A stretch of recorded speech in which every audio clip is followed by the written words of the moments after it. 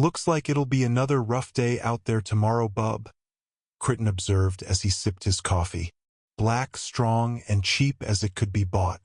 It was probably grown in a trash heap behind some factory in Chicago. If Bub had any opinion on the quality of his master's drink, he kept it to himself. His shaggy white head was pointed at the door of the small mountain cabin in seeming idle interest in the howling of the storm outside. Occasionally his ears twitched at some squawk of the radio that was quietly muttering to itself on one of the rough shelves in the crowded room. The fire in the little pot-bellied stove crackled and thumped, and Crichton, a man who wore the title average with comfortable grace, got up to add another log to it. He had to move around a box filled with blankets and a pile of assorted bottles, nipples, and powdered milk, all stocked in anticipation of the arrival of several hundred new lambs that the mountain was expecting any day now. The fire tended to, Crichton turned his attention to Bub, who was whining softly and pawing at the door. Crichton arched his eyebrows and examined the shaggy white mass curiously. The dog's head was tilted to the side with curiosity, and there was the faintest sign of stress in the movement of the bushy tail and the knitting of the comical brown eyebrows. Crichton sighed and looked at the clock ticking away on the wall. 3 a.m. and a snowstorm roaring. If Bub needed help, there would be no way for Crichton to provide to him it out there. "But you don't usually need help, do you, Bub?" Crichton asked amicably, walking over to scratch behind Bub's perked ears. Bub waved his tail eagerly and let his tongue loll out of his mouth. Crichton sighed. He had just checked the ewes this evening, and none were nearer to lambing than 3 days, hopefully after the storm passed. If it were a wolf or a bear or even a coyote, Bub would be snarling murder at the door. "Well, here's to you just wanting to go sniff an odd fox, Bub," Crichton said as he set his shoulder to the rough-hewn plank door. It took a massive shove from a man who was neither small nor weak to even open the door against the force of the wind, but Bub was out into the storm in a leap with nothing but glee in every fiber of his body. Crichton mused over what 40-odd years had taught him about sheep, chance, biology, and the ways of dogs and life inside. "Just in case," he told the clock as he moved to the piled supplies. He turned up the radio and let it fill the cabin with the mournful tones of Johnny Cash, while he cleaned out the low-sided wooden box and layered it with battered but clean wool blankets. He set a pot of water to boil on the stove and lined up 3 bottles and nipples in the bottle holder that leaned against one wall. If there was a lambing ewe out there, Bub would know what to do. If the lambs were strong, hale, and wanted, Bub would soothe the ewe and curl close to her side to help keep it warm.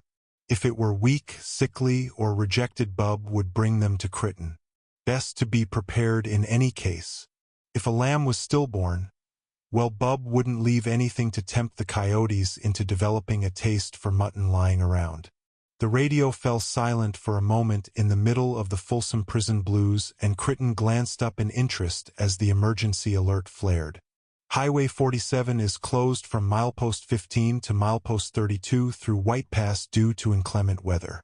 Alternate routes are available along Drift Creek Road and Green Butte Road, the announcer stated. Snow chains are now required down to 1,000 feet.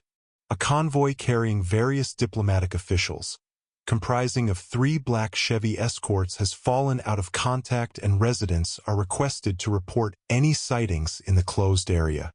The message was repeated a few times, and Crichton finished his preparations. He sat back down in his chair as Cash started singing again. As if struck by a sudden thought, he got up and pulled his smartphone out of a box on a shelf.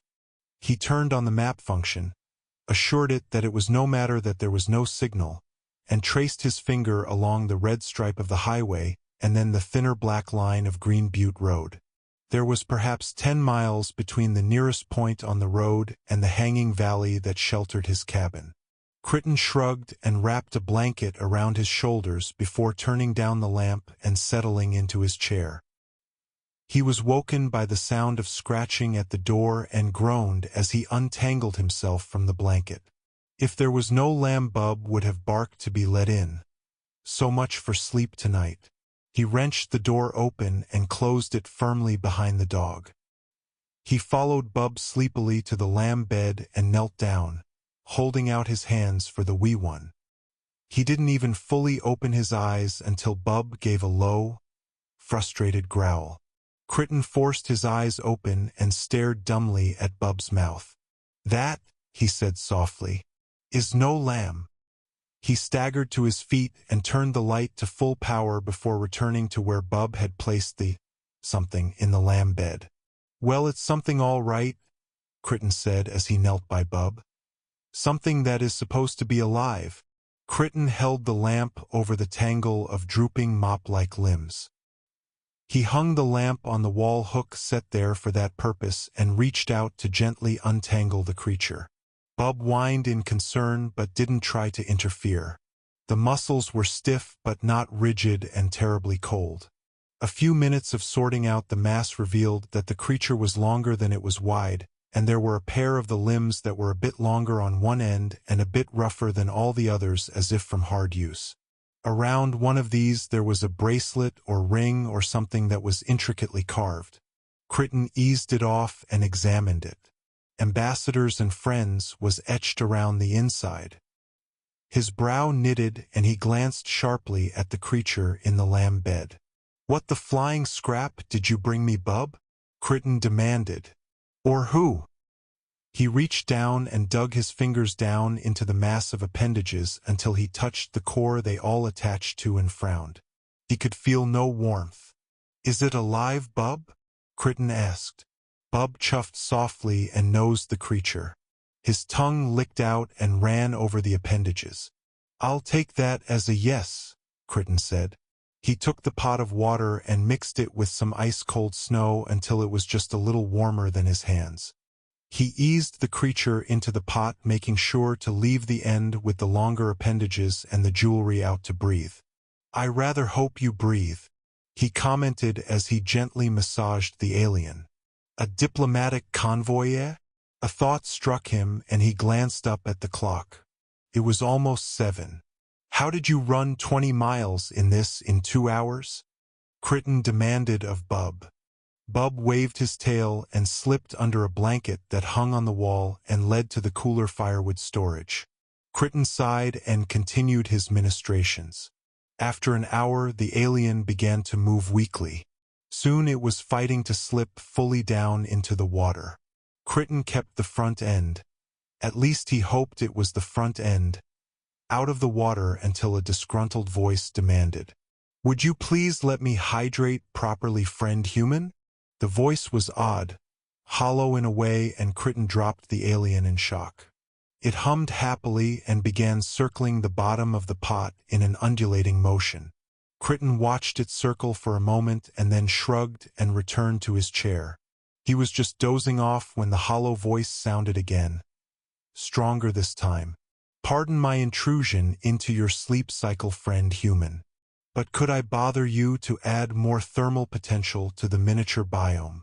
Crichton blinked dumbly at the mass of appendages sticking out of the pot and ran the words over in his head a few times.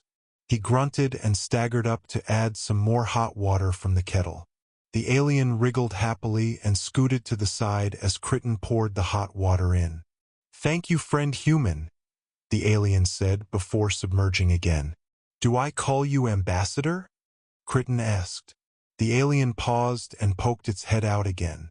"Oh yes, that will do nicely. May I ask you a question?" "Sure, ambassador," Crichton agreed. "How did you rescue me from that terrifying creature?"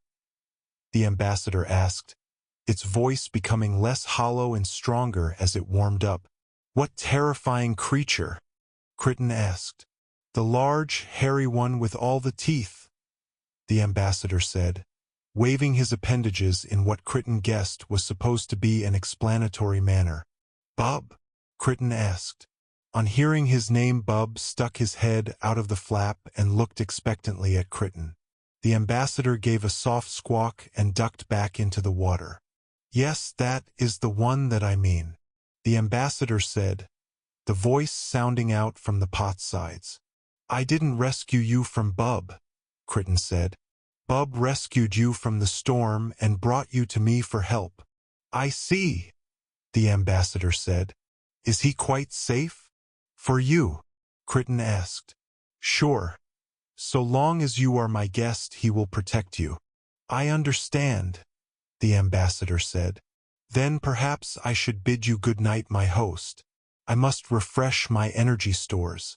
But if you are willing, I would like to ask some questions about my rescue tomorrow.